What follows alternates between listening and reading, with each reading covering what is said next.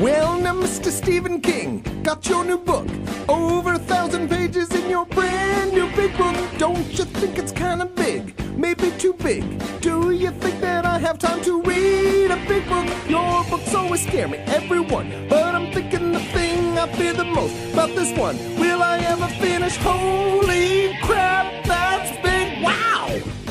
You wrote a really big book. The greatest author of the last 1,000 years, Stephen King. Over 30 years ago, you wrote a book about a girl named Carrie. It was really scary. Only had 200 pages. A book that size won't cause me to go and have a coronary. Now I'm all grown up. I got kids and a job. Tell me, how the hell can I read a book with 1,000 pages? I just don't have time now.